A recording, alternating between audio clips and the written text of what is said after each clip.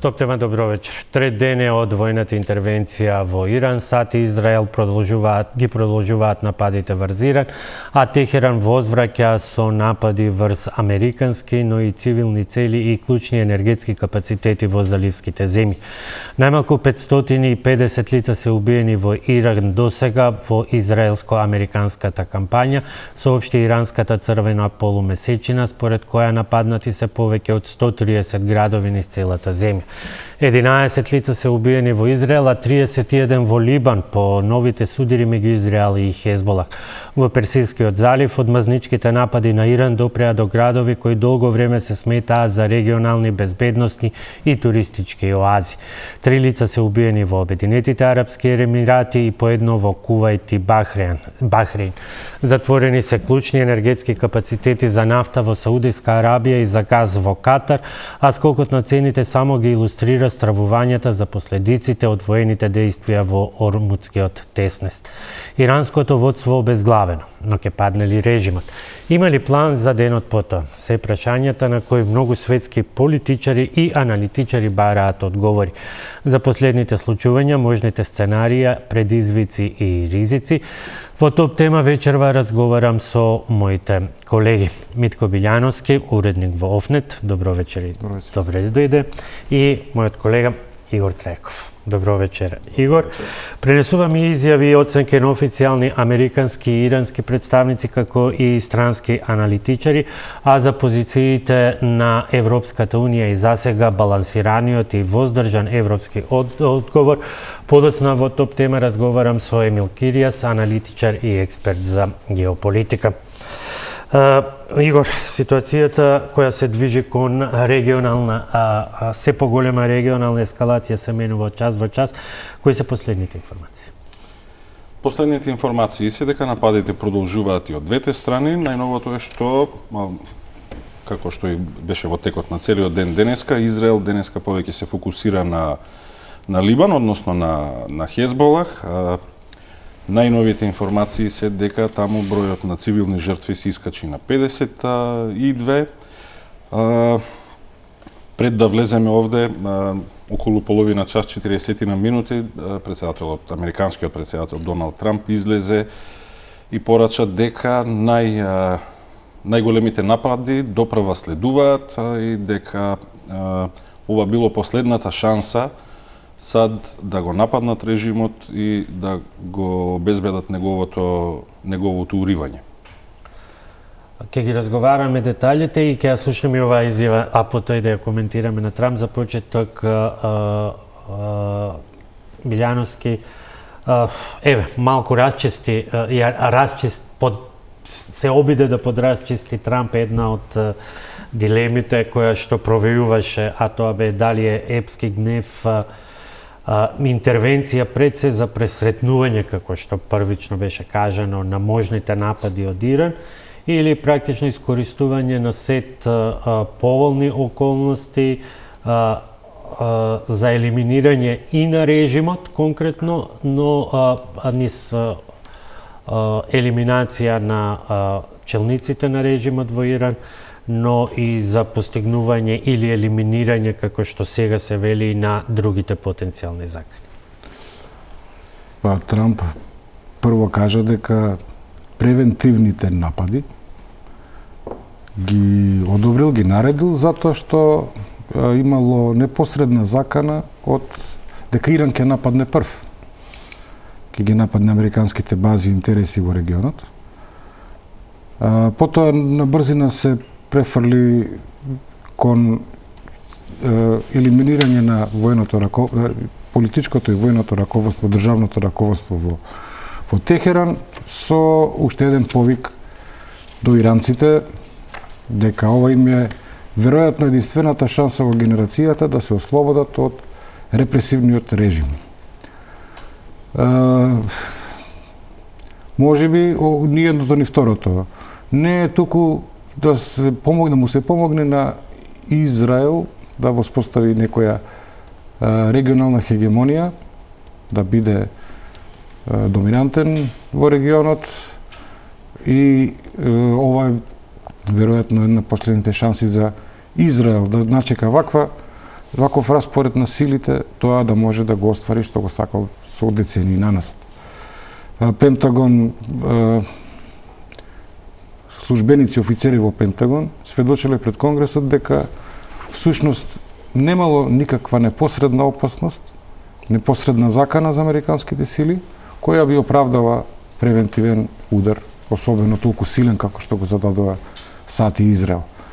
Ќе видиме понатаму како ќе се развива ситуацијата. Може би ќе смени уште некој повод.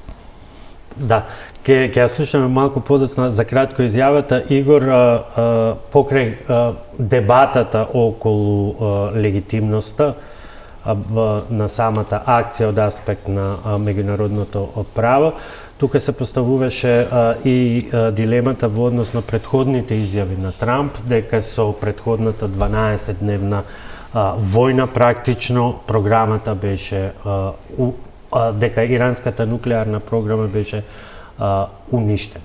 Каде таа закана тогаш сега од она што беше кажано за непосредна закана од можен напад на Иран, и дали затоа е тоа што ќе го слушнеме подоцна тие 4 нови цели? Така е, Боби, делумно да, кога минатата година американците заедно со израелците ги нападнаа трите главни нуклеарни постројки на иранците, Трамп набрзо по нападот излезе и порача дека иранската нуклеарна програма е тотално уништена, дека нивната работа таму е завршена, но како што поминува подоцна деновите, почнаа да пристигнуваат првите анализи од разузнавачките агенции, беше посочено дека, односно стана јасно дека нуклеарната програма не е дотолку, не е уништена како што рече тој, туку е вратена само неколку месеци до година дена најмногу назад. Најголемиот, да, постројките беа по години, делумно уништени, но втората цел на минатогодишната операција беше да се неутрализираат исто и резервите на збогатен ураниум на Иран, но тие беа само затрупани и на иранците остануваше повторно да ги откопаат. И тука им заврши овој дел. Сега, кога излезе денеска да зборува за операцијата, тој уште еднаш повтори дека ја уништиле нуклеарната програма, но сега овој пат Иран останал глув на нивните повици да престанат да ја развиваат и ракетната програма. И сега таа представувала закана како за нивните сојузници во регионот, така и за европските сојузници, па дури развивале и ракети кои што можеле да достигнат и до нивната прекрасна Америка, како што кажа. Ајде да ја слушнеме последната изјава која што Трамп ја даде пред малку во Белата куќа, како и последните пораки од представниците на Иран. Ignored those warnings and refused to cease their pursuit of nuclear weapons. In addition, the regime's conventional ballistic missile program was growing rapidly and dramatically, and this posed a very clear, colossal threat to America and our forces stationed overseas. The regime already had missiles capable of hitting Europe and our bases, both local and overseas, and would soon have had missiles capable of reaching our beautiful America. Тоа беше изјавата на Трамп. Да ја слушнеме изјавата на Ари Лариџани, па потоа ќе продолжиме со коментари.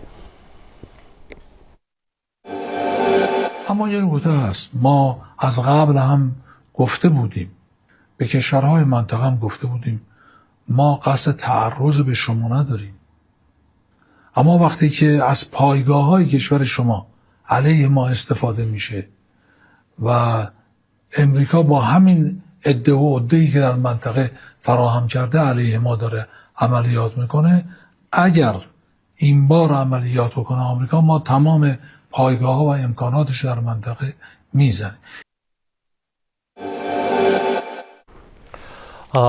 Милјановски, ја слушнавме изјавата на Трамп, значи ги игнорирале предупредувањата да прекинат сообитите да развијат нуклеарно оружје, продолжил Иран со развојот на балистичките ракети и така натаму. Сега, значи, прво е прашањето, а зашто се преговараше во Виена?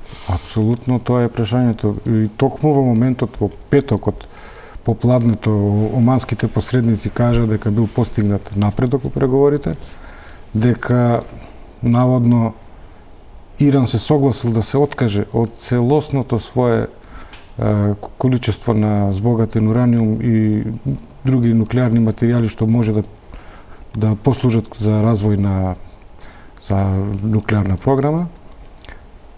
Следниот ден почна нападите.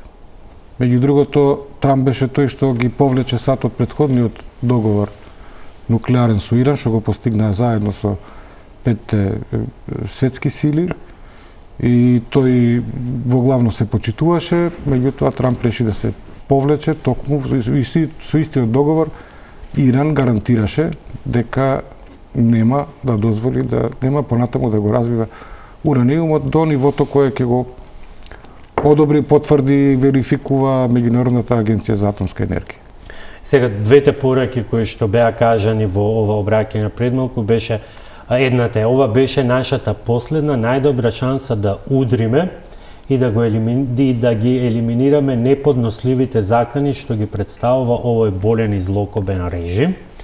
Значи, објасни условно зошто сега, ќе кажете вие кои се вашите оценки, зошто сега таа шанса, и во однос на 4 нови цели би цитирал: уништување на ракетните капацитети на Иран, уништување на неговиот поморски капацитет, спречување на земјата да добие нуклеарно оружје, нешто што беше главна тема на преговорите, и обезбедување сигурност дека иранскиот режим нема да може да продолжи да вооружува финансирање и насочување на милитантни групи и армии надвор од нивните граници. Значи, сега имаме еден поширок контекст кој што излегува, ја дополнува онаа првична цел, елиминирање на режим. Да, окей, тој кажува дека сите тие работи треба да се елиминираат. Јас не слушнав дека има некаков доказ за намера на Иран да ги употреби против некој друг. Инаку сите земји што имаат ракети, сите земји што развиваат нуклеарна програма за цивилни цели, или сите земји што на некој начин имаат спорови со своите соседи, утре може да бидат легален, според Трамп, легална цел на неговата армија. Игор?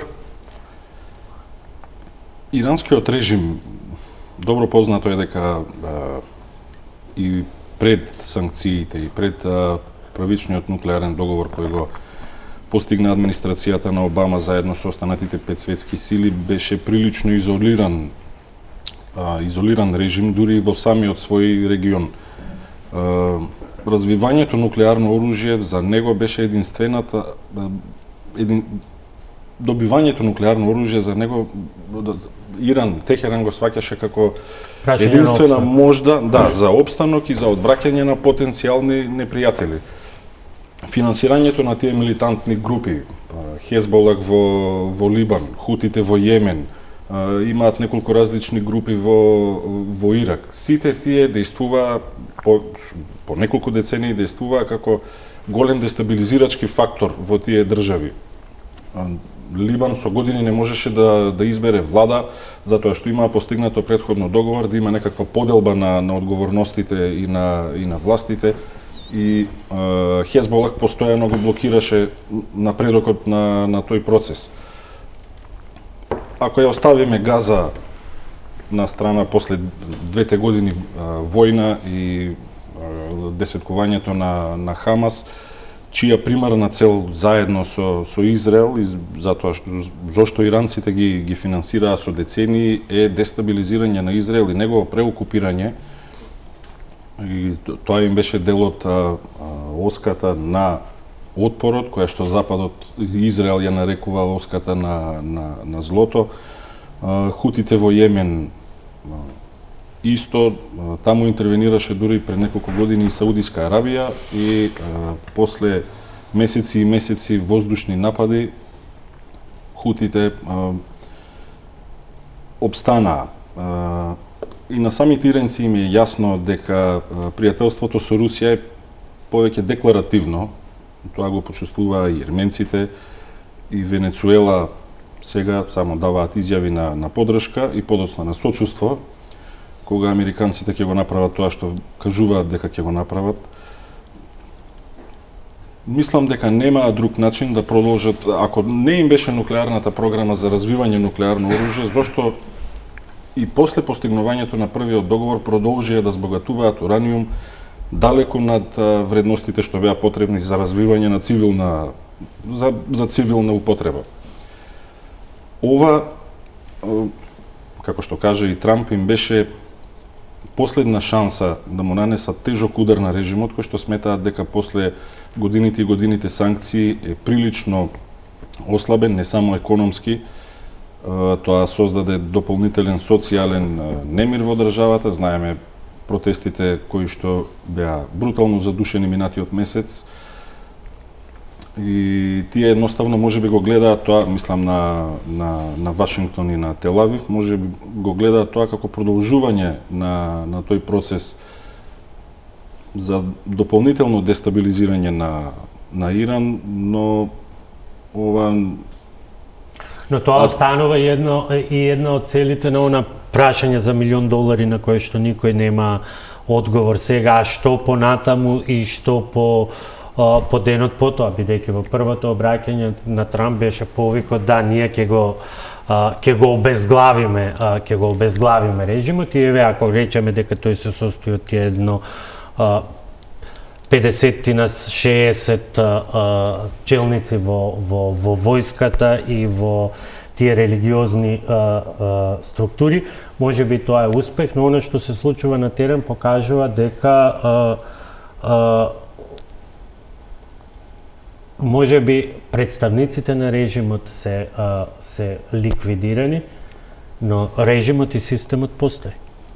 Па секако дека ќе постои, затоа што толку долго време беше неприкосновен и уредуваше комплетно општеството, го наметнуваше на некој начин, беше таа теократија, диктираше. Особено Америка им помогна на клериците во Техеран да наметнат такви брутални мерки со санкциите што им ги даде. Нема друг избор. Но еве Билјановски, како успеа навистина да го ликвидираат ајатолахот Хамнеи и сите практично, условно да кажеме, првата линија на функционери за толку кратко време. Практично се случи истото, она изненадувачки фактор како и во Венецуела. Па пред некое време Мосад во исто време им активираше на неколку илјади офицери на Хезболах пејџери бомби, што ги кријаат 2 години. Тајна операција спроведува на 3 години. Ако може тоа да го постигне, зашто не би можела Израел заедно со Америка, со тие прецизни проектили што ги имаат разузнавачки информации, за 60 секунди, како што рекле, за 60 секунди од почетокот на нападот веќе бил елиминиран ајатолахот, може да го ликвидираат, да го убијат.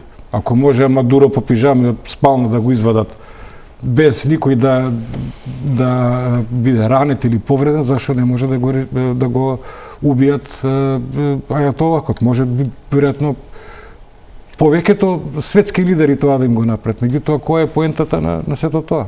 Дали со тоа им помагаат на иранците да се ослободат од режимот, дали ги поттикнуваат или ги прават напротив? Па еве повикот беше, например, ние ќе го завршиме тоа што ќе го завршиме, а подоцна сте вие на потек. Вие треба да го кренете тоа внатрешно востание и да се изборите. Тука врз тие изјави се надополнува и тоа што е, барем според повеќето аналитичари, е дека барем засега е јасно дека не се планира копнена интервенција, а многумина велат само со интервенција од воздух режим не може да се сруши. Па, можда е погрешна проценката дека има толку голема критична маса што би рипнула против режимот. Може би дел од таа критична маса што ги почна протестите ги почна пазарџи од базарите затоа што имаше инфлација.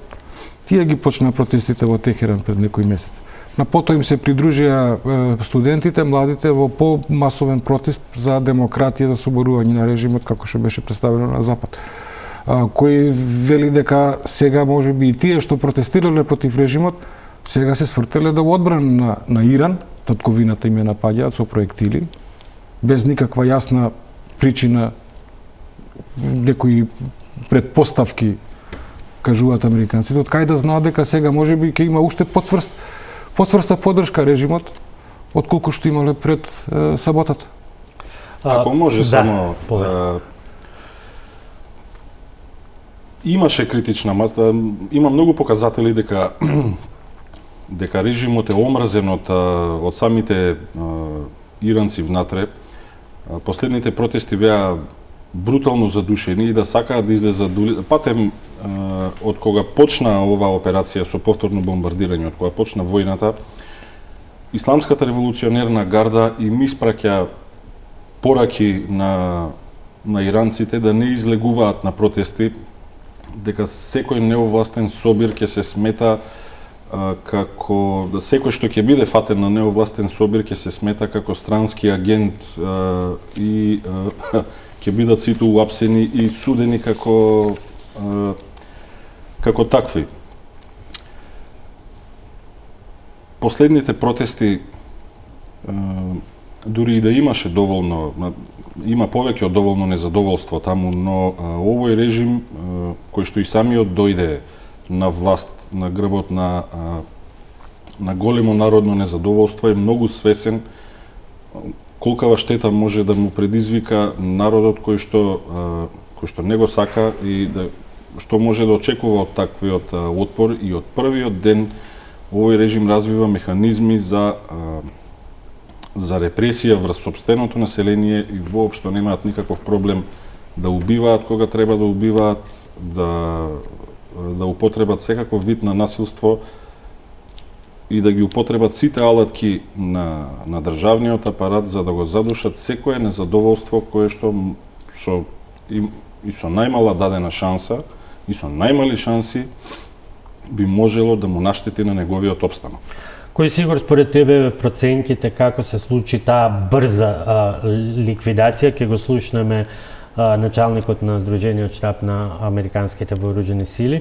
Меѓутоа, кои се проценките, бидејќи има и такви прашања кои што се уште се поставуваат со оглед на фактот што тоа трупање на американската војска во регионот траеше со денови и со недели. Со недели. На 18 февруари пристигна и вториот носач и неговата борбена група Абрахам Линколн и според американските медиуми тогаш Трамп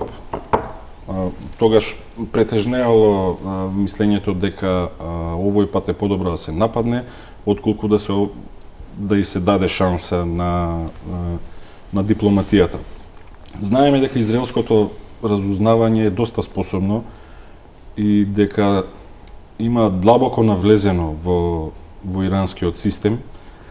Постои една анекдота за поранешниот претседател Ахмадинеџад. Не сум сигурен колку е точно, но наводно во интервју за некој западен медиум има изјавено дека уште во првата декада на 21. век Иран формира како борбена група, комисија, не знам како да ја наречам, за борба против Израел и неговото штетно влијание во Иран, за после неколку месеци да откријат дека лицето поставено да раководи со таа операција е всушност агент на Израел. Така да, дури минатата година за време на 12-дневната војна, Трамп се фалеше дека знаат и Израел и САД, знаат каде се крие ајатолахот и дека можат во секој момент и без проблем да го ликвидираат. Овој пат, зошто проценија дека е време да се ликвидира ајатолахот, никој не може со сигурност да каже. Од една страна, нестабилен регион повеќе не му одговара на Вашингтон отколку на Тел Авив. Тел Авив, според мене, нема никаков проблем ситуацијата во Иран да детериорира до тој степен да биде како Либија или како Сирија, каде што ќе има секојдневно насилство, каде што ќе се појават повеќе вооружени милиции, ќе се борат меѓу себе. Иран нема никаков проблем. Израел нема никаков проблем и Нетањаху, особено тој, нема никаков проблем оваа приказна да заврши на таков начин. Они многу би сакале таму да има пријателски режим, со кого што ќе можат без проблем да соработуваат, но може и да... Кој ќе биде тој дел од режимот малку подоцна. Билјановски се објаснуваат ли поедноставено, например, објаснувањето беше дека нападите биле планирани во друг период и така натаму, меѓутоа во последен момент се добиени разузнавачки податоци за тој состанок на кој што ќе биде целото иранско раководство, па така е донесена и одлуката, наместо напад ноќе како тој претходниот, ова да биде удар среде бел ден. Тоа е веројатно работа на офицерите од штабот. Многу побитна според мене е политичката одлука да се нападне, која е донесена секако, убеден сум, под огромно влијание од Израел. Да го навелат на онаа последна средба верификувана на таа последна средба во Вашингтон. Израел, особено Нетањаху, оддамна и многу и пред Трамп ги има убедувано американските председатели на заканата од Иран и постојано вели дека е 2 недели или 1 недела од конструкција на нуклеарна бомба. Сега конечно веројатно му се погодија звездите за да го убеди Трамп да ја направи оваа операција и можне веројатно дека ова му е и последната шанса да го направи тоа, со тоа што не знам дали Мосад колку и да е спремен, прецизен, подготвен, точно ги проценил кои ќе бидат последиците. Тука предлагам да ја слушнеме изјавата на началникот на Сдружениот штаб на вооружените сили на САД, генералот Ден Кейн, кој што му објаснува кој што денеска предочи дел од деталите за тоа како била изведена акцијата. The first shooters at sea were Tomahawks unleashed by the United States Navy, closed in on Iranian naval forces and began to conduct strikes across the southern flank in Iran. On the ground, forces fired precision standoff weapons, measured, deliberate, precise, and lethal. Across every domain, land, air, sea, cyber, the U.S. Joint Force delivered synchronized and layered effects designed to disrupt, degrade, deny, and destroy Iran's ability to conduct and sustain combat operations. On the U.S. side, this marked the culmination of months and in some cases years of deliberate planning and refinement against this particular target set. From precision strikes against key military infrastructure to persistent intelligence and targeting integration to the close coordination of the components across vast distances, this operation again demonstrated America's reach, readiness, and professionalism, and that of our joint united force. Тоа беше мало објаснување за таа која детално сега се разработува комбинација од воздушни напади, сајбер напади и така натаму, но она што предизвикува сега внимание е силата со која што и натаму возвраќа Иран. фантастични се бројките кои што, например, последните прецизни бројки за тоа што се имаат успеано да пресретнат ги соопштија Обединетите Арапски Емирати. Може ли да се објасни како и по обезглавувањето, нели, што беше целта, функционира тој систем? Што значи таа децентрализација на командите, на структурите? Имаше дури една изјава од шефот на иранската дипломатија за западни медиуми, мислам дека беше така, повеќе и саркастично, дека па и не знаеме ние што се случува.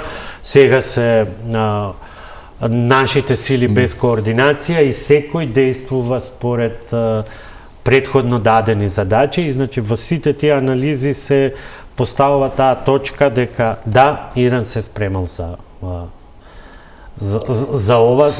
ваква ситуација, без оглед дали ќе биде убиство, дали ќе биде сценарио на убиство, сценарио на да почине ајатолахот и така. Единствената шанса на овој режим да опстане на власт е да победи во војна со Америка. Во војна, у принцип, никој не може да победи, меѓутоа некој во некој момент, тој што има повеќе муниција, веројатно, и повеќе живци, и повеќе трпение, на крајот ќе прогласи победа. Не е само Иран, не е само ајатолахот, не е само луѓето, граѓаните. Ова е иранското раководство, ова го сваќа како државен удар, наметната револуција, и единствената шанса да се одбрани е со проектили и со контранапади врз Израел и врз американските интереси во регионот, особено воените бази. Затоа цело време спомна и мислам предходно, нема друг излез Иран, нема изолиране толку што нема друг начин да одговори на било која закана, освен со нуклеарно оружје кое очигледно се уште го нема развиено, може би до негде стигнале него, и проектили. Проектили насочени кон сите американски бази во регионот и кон Израел пред се. И сега се што имаат на располагање, пукаат. Тоа значи дека пропаднале сите досегашни израелски обиди да ги уништат лансерните рампи и ракети, проектили, како што едно време идеја против Хезбола, која е обична милиција, па не може да ги уништат проектилите, камоли на Иран, кој е многу далеко, кој има огромни и длабоки бункери, кај што може да никој точно и не знае што све има развиено и колку има развиено. Меѓутоа сега плюс има Иран и многу развиена индустрија за многу ефтини и многу убиствени дронови. Со тие дронови, кои ќе ги пушти во јато, ќе ги преоптовари израелскиот, а камоли на другите земји околу него, одбранбен систем, железна купола и сите патриоти што се стаени, кој ќе пушти 1000 ефтини дронови, секој пресретнувач е многу поскап од дронот, а за да собориш еден дрон треба не знам колку, 5 до 10 минимум да ги истрелаш за да собориш еден. На крај ќе се сведе ова веројатно на кој има повеќе живци и муниција. Како што кажа и Руте во текот на есента, кога беше европската паника со лансирањето на руски беспилотни летала во близина на европските аеродроми, користиме ракети кои што чинат милиони за да собориме беспилотно летало кој што чини максимум неколку илјади долари.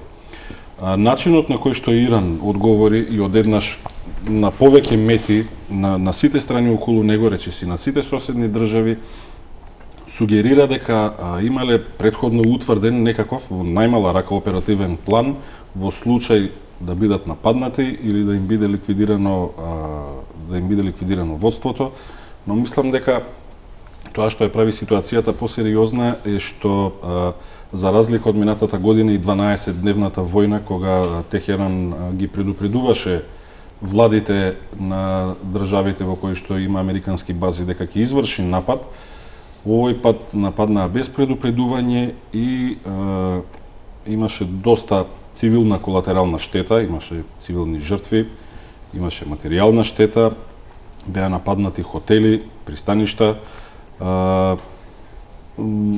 Тоа што во регионот исто така се смета за црвена линија се и нападите врз нафтената индустрија.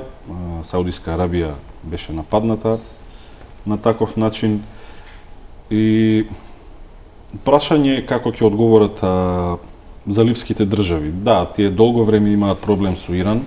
Главната разлика меѓу нив и Иран е што Иран го води теократски режим кој што е составен од, условно кажано, религиозни фанатици, а останатите заливски држави се монархии.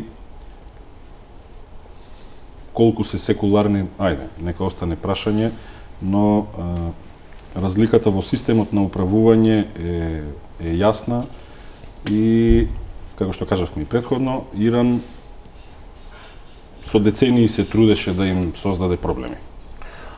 Дали е само до тоа кој има повеќе, бидејќи ова го поттикнува и прашањето дали атентатот на Хамнеи на таа прва четворка сега има нова раководна структура и крај на режимот, дали дотолку се било добро разработено како сценарио, како подготовка за вакви ситуации, или тоа покажува дека Билјановски дека без оглед кој е на чело, тоа се структури на кои што мотивот им е тоа обстојување. Обстанокот е над се. Обстанокот е над се. Да пример, кога да речеме дека што никогаш верувам дека нема се случи во Иран, да дојде некој на власт да каже капитулираме. Тоа значи дека сите до еден офицери, команданти, теократски свештеници, државници, функционери ќе завршат на бесилка за 24 часа во Иран. Не од противниците, од своите ќе завршат. Тоа Иран не може никогаш, овој режим нема да го прифати. До последен човек ќе војува, било што ќе прави, само нема да капитулира. Особено не пред американците. Сега, не можам да кажам нормална војна, пошто ниедна војна не е нормална, обично тој што ќе свати дека губи, попушта. Овде не верувам, на Трамп му е далеку, он предупреди, ке има жртви американски војници. Очекувате тоа, ќе гинат наши војници за Иран. Да, меѓутоа ризиците и предизвиците за целиот регион се големи. И Иран вика, ние ни убиваат луѓе, ние нормално дека ќе возвратиме. И едните и другите се решени да напаѓаат. Трамп вели, војната ќе трае 4 недели. Иранците викат, не, ако треба и поише ќе трае. Па добро, и Трамп и денеска рече, може и повеќе, значи, колку и да трае, се е во ред. Воопшто не ги интересира ништо, не интересира која штета ќе направат. Човечка штета, материјална штета, инфраструктура, економија, енергија, воопшто не ги интересира, битно им е да победат оваа војна. Тука ја правиме првата пауза за реклами, а потоа и за дилемите, а што потоа кога тој ден ќе дојде и кога и како.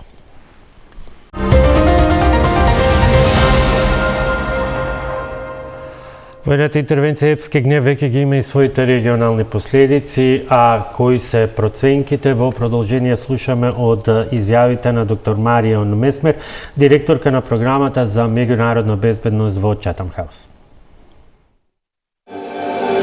My worry is, given that the Iranian government is absolutely going to cling on for all that it's got, and we can see that today already, where they are really retaliating against US bases in the region and also attacking Israel, is that they're not going to give up easily. And so my worry is that we are at a much greater potential point for this to escalate into a wider regional war, because the countries where the US has military bases are also under attack now, and this is a really risky moment.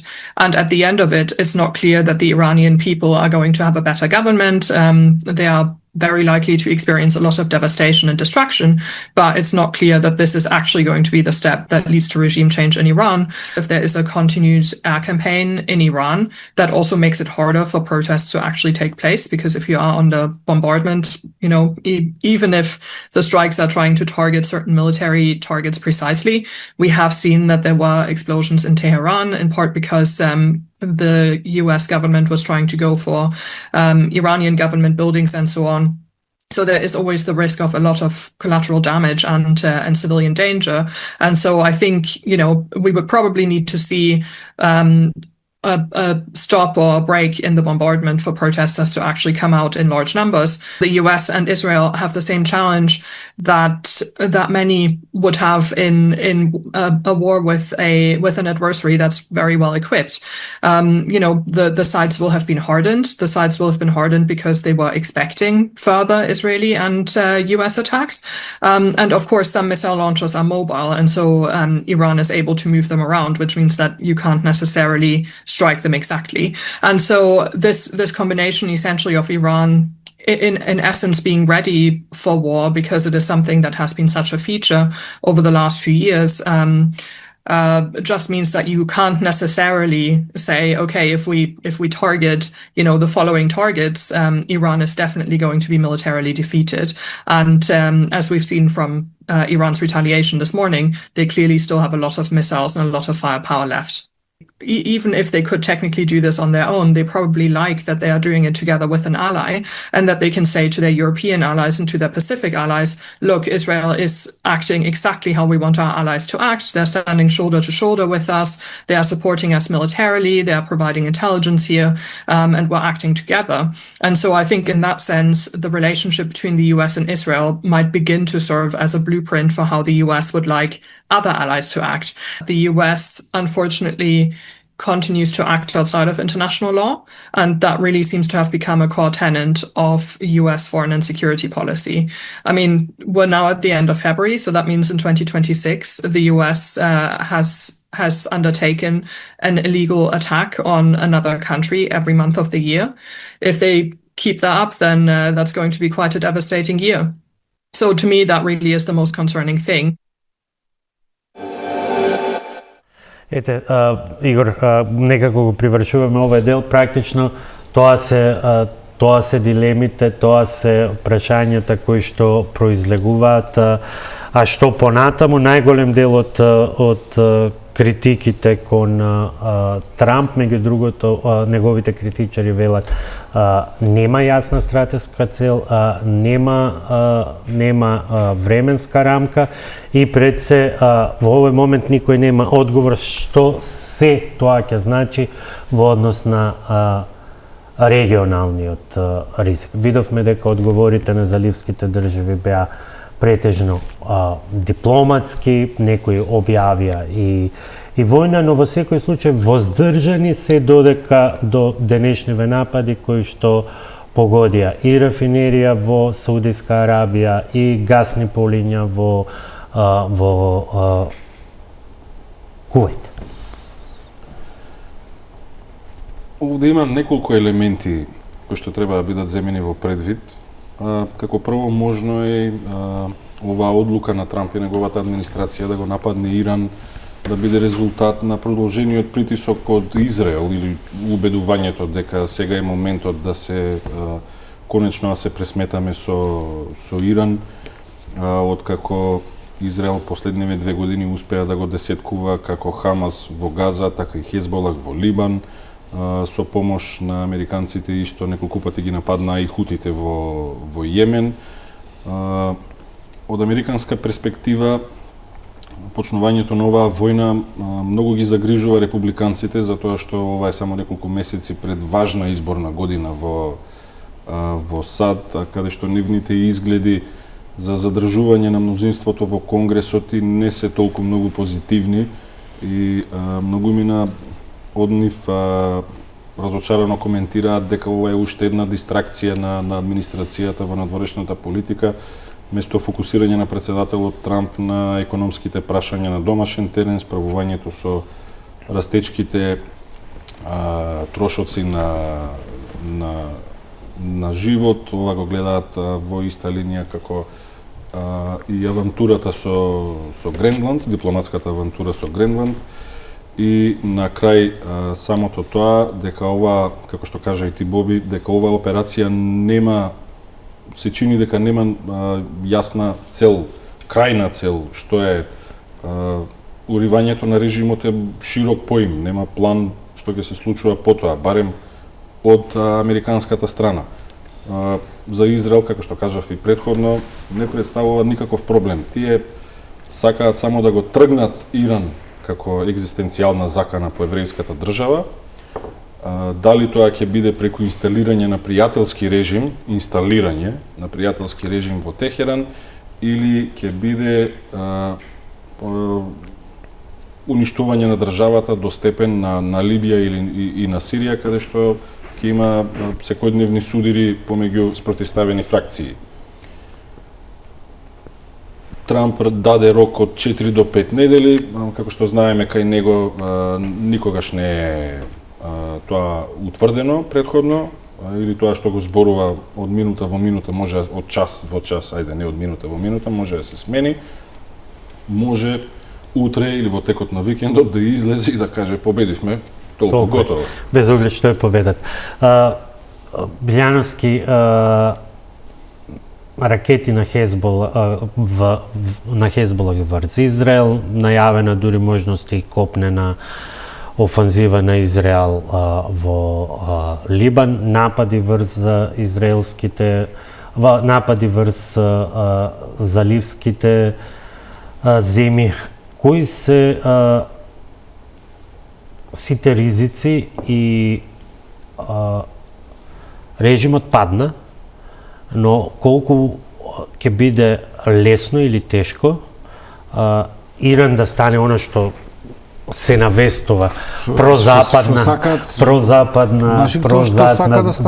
прозападна демократија, или пак ќе се појави нов ајатолах, нови прегрупирања кои што може да ги вратат несаканите искуства и од Ирак и од Либија.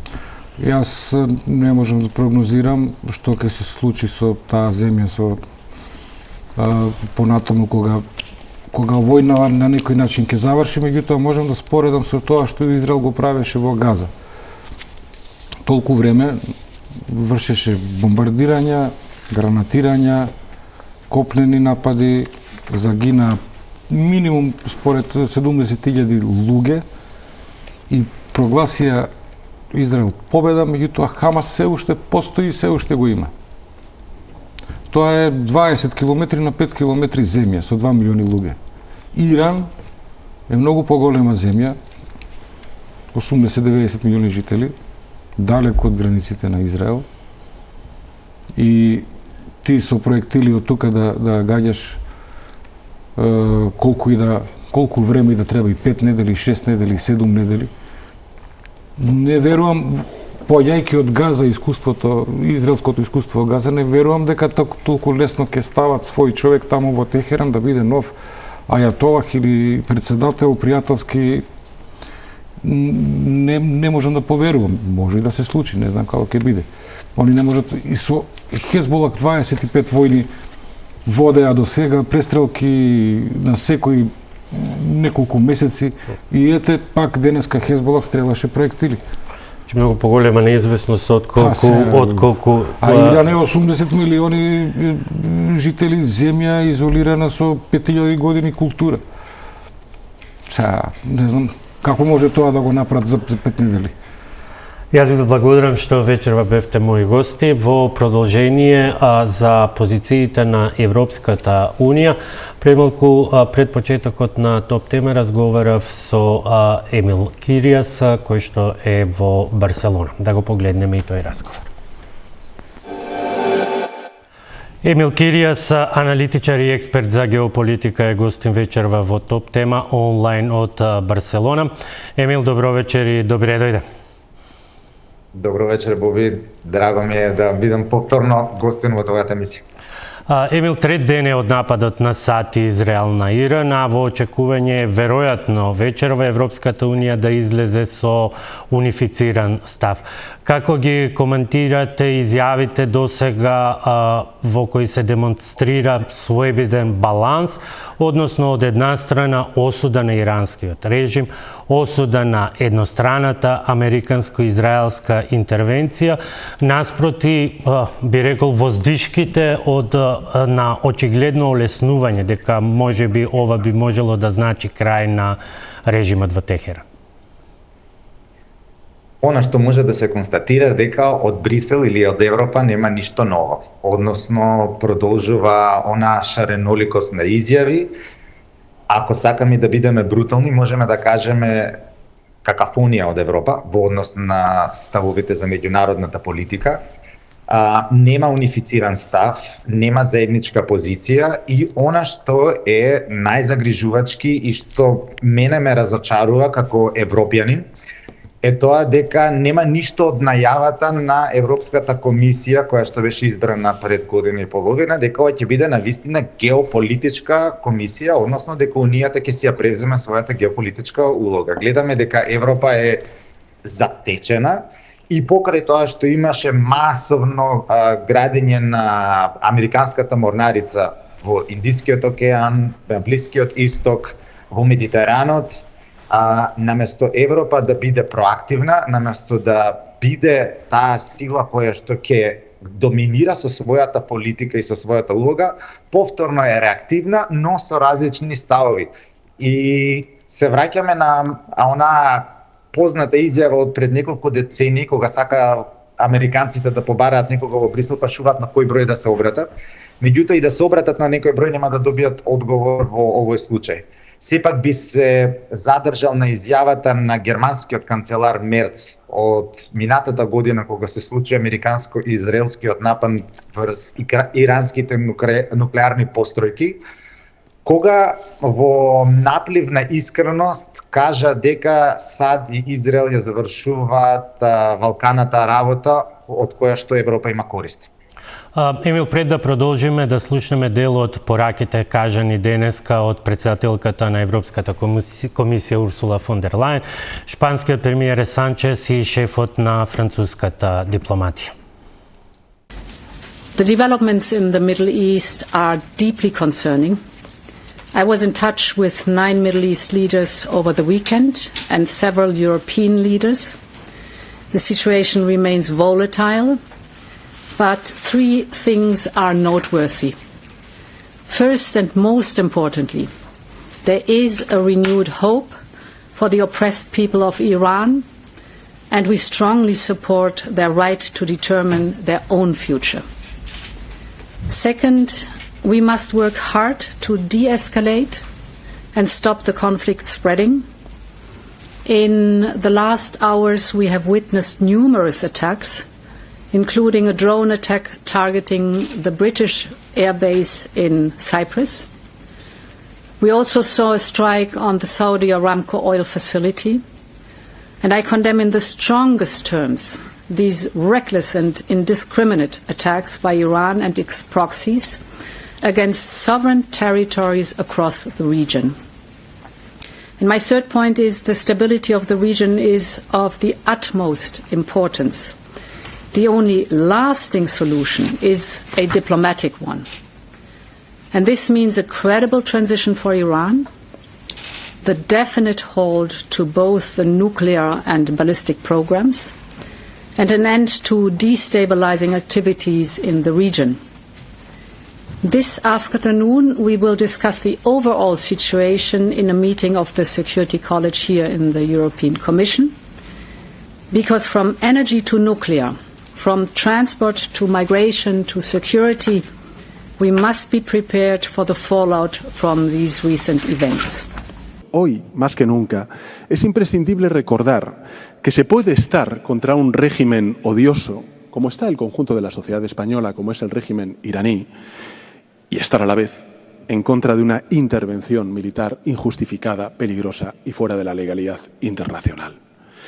Que se debe estar contra una guerra iniciada sin autorización del Congreso de Estados Unidos, del Consejo de Seguridad de Naciones Unidas y, como he dicho antes, que vulnera el derecho internacional.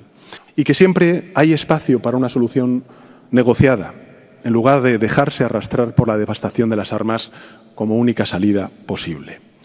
Por eso me gustaría de nuevo, como hemos hecho desde el principio, apelar a la desescalada inmediata, al pleno respeto al derecho internacional en todos los conflictos que estamos, por desgracia, sufriendo y la urgencia de retomar el diálogo cuanto antes. Ahí es donde va a estar España y ahí es donde yo creo que debe estar el conjunto de la Unión Europea.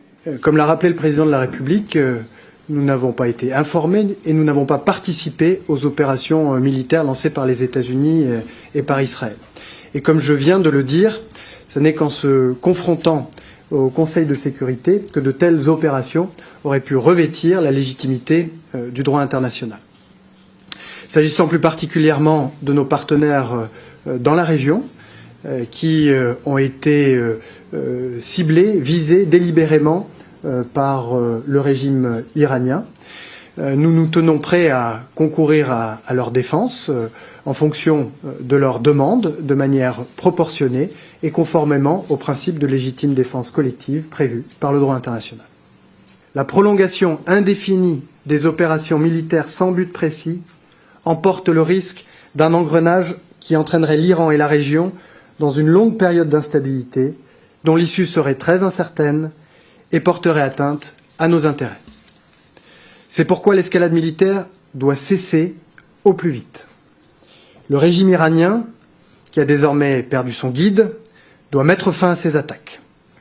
Il doit se résoudre à des concessions majeures et à un changement de posture radical pour qu'une solution politique puisse être trouvée qui rende possible la coexistence pacifique de l'Iran avec son environnement régional et la communauté internationale.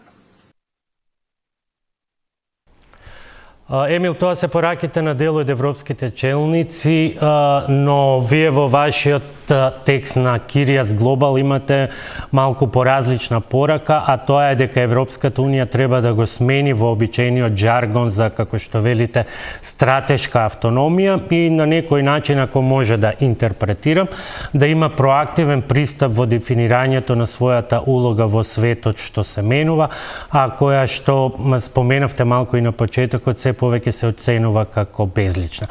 Прашањето е зошто, а вие дури велите дека Европската Унија има и многу аргументи за еден таков проактивен пристап кога е во прашање Иран. Значи, ајде да ги погледнеме фактите каков е односот на иранскиот режим. Еве, да не одиме како што председателот Трамп говореше во минатите децении, да погледнеме само последната деценија и половина како иранскиот режим се поставува кон Европа.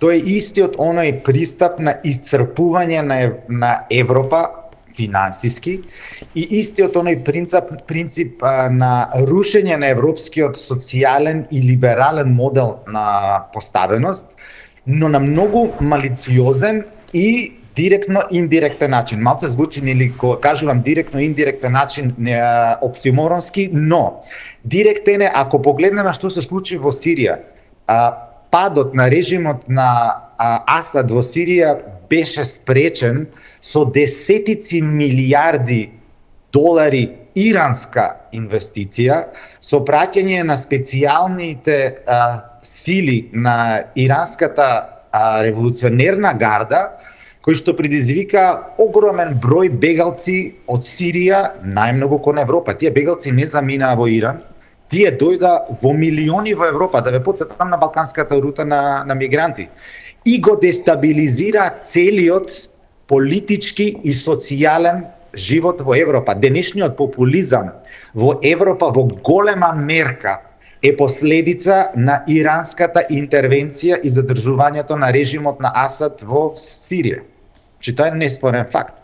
Минатата година само иранските мули, ајатоласите, односно режимот на Хамнеи, донесе одлука да протере неколку милиони афганистанци. 1 милион заминаа кон Европа. Денес афганистанците се втори по број баратели на азил во Европа, правејќи не само притисок врз социјалниот живот во Унијата и правејќи издатоци, туку го зголемуваат популистичкиот наратив во самата Унија, односно ја разградуваат она наша социјално-демократска либерална поставеност на континентот. И може би она што е најужасно тоа што го направија иранците, односно иранскиот режим во изминативе 10 години, поготово во војната со Украина, е дроновите шахет. Значи, единствен факт. Русија денеска произведува преку 3000 шахет дронови, ирански шахет дронови, со кои што ја бомбардира Украина, со кои што не само убива животи, туку ја уништува украинската инфраструктура, која што се брани со милиони евра европски пари за противракетни штитови и за заштита на Украина, односно за заштита на европската демократија. Индиректно, иранскиот режим го чини европскиот континент стотици милиарди евра, кои што може да се инвестираат во социјални програми, во здравство, во пензискиот систем, во заштита од климатските промени. Значи, Иран индиректно финансира рушење на европската финансиска стабилност. И не се, европјаните, односно сите ние од Европа, издвојуваме милиарди евра, годишно издвојувавме за градба на образовните, здравствените, социјалните, административните капацитети во Газа или на југот на Либан, додека Иран инвестираше милиарди евра за градење на ракетни системи, ракетни силоси, тунели, кои што беа искористени во војната, ова грозоморна војна која што гледаме во појасот Газа последниве неколку години. Значи, иранскиот режим и невелан иранскиот народ, иранскиот режим во континуитет води политика на инвестирање во девастација на европските финансиски можности. Ќе ви дадам бројка. Европа минатата година одвојува 395 милиарди евра за одбрана, бројка која што ќе се зголеми двојно во наредните неколку години. Да го немавме ова однесување на иранскиот режим, во Европа ќе имаше многу повеќе пари за социјални програми и за просперитетен живот. Значи, она што едноставно го очекувам од европските лидери е да се однесуваат геополитички и да ја одбранат Европа од овој напад, а не да говорат само за диалог, за разговори и преговори, кога некој очигледно се обидува да ни го уништи либералниот и социјалниот начин на кој што живееме на континентот. Впечатлива аргументација. Можам ли да заклучам, Емил, дека поедноставената порака би била дека во овие сложени околности предизвиците се многу поголеми од тоа дали одредени потези или изјави би можеле лесно да се поистоветат како позиционирање во кампот на трампистите или во таа позиција на автономисти, како што ја нарекувате и вие? Значи, јас сум најмалку од оние кои што пропагираат војни, кои што пропагираат насилство или кои што пропагираат употреба на сила. Но едновремено сум реалист. Кога некој се однесува насилно кон вас, кога некој се обидува да ви го сруши домот, кога некој се обидува да ви го наруши социјалниот мир, не можете да реагирате само со говори. Па, во нашите земји постојат безбедносни сили како полиција и одбрана, токму за да се справат со тие кои што се обидуваат насилно да ви го срушат системот. Не можеме ние да се однесуваме кон некој кој што се обидува да ни го наруши мирот, нашата социјална рамнотежа и нашиот прогрес, да се однесуваме со нив единствено само преку анализи дека требало да се разговара и да се деескалира. Напротив, треба да се каже дека кога некој нас не напаѓа, Европа ќе се брани. Емил, со оглед на се што се случува и на берзите и пазарите, ризикува ли ЕУ и со овие и со самата војна интервенција, но и со она што се случува на пазарите, ризикува ли ЕУ повторно да биде само посматрач, а при што директно, што директно, што индиректно да ја плати и најголемата цена, како што е случај со војната во Украина, за која пак се вели дека нема решение дека украинската безбедност е прашање на европската безбедност, но Европа ја нема на масата или во преговорите такви какви што се сега. Проблемот е во следното. Да беше Европа само посматрач, ке беше добро за сите нас, затоа што посматрачот стои на страна и гледа. Во Бразил се случува тоа. Меѓутоа, Европа е плаќачот во моментов. И не само во моментот. Тоа веќе трае подолг период. Европската економија стагнира. Во наредните години буџетите на европските држави ќе се зголемат за одбрана, а не за социјална поддршка или за нашите социјални програми кои што ги имаме, кои што се основа на нашиот систем.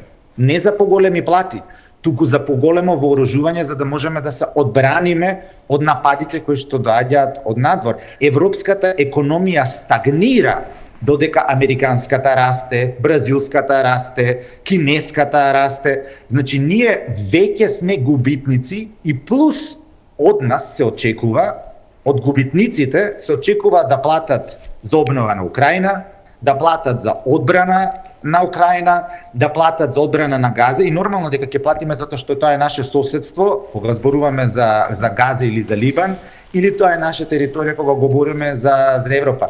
Говорам наша затоа што иако говориме на македонски јазик, ние сме дел од Европа. Членство или нечленство во Европската унија, ние сме директно засегнати. Кога вашиот пазар е 75-80% поврзан со одредена територија, како што е во македонскиот случај со Европската унија, вие сте дел од тоа и мораме да размислуваме како себе си ќе се заштитиме, како себе си ќе се одбраниме и како ќе си го одбраниме нашиот социјален развој. Ова не е прашање на нешто што се случува во Полинезија, туку нешто што директно го засека нашиот стандард и нашата иднина. Емил Кирес онлайн од Барселона вечерва за топ тема со впечатливи согледувања. Емил, благодарам што беше дел од нашата програма. Благодарам за разговорот. И тоа беше се во вечерачната топ тема. За сите најнови информации за војната во Иран, до следното информативно издание во 21:30, посетете нашата интернет страница telma.com.mk. Довидување.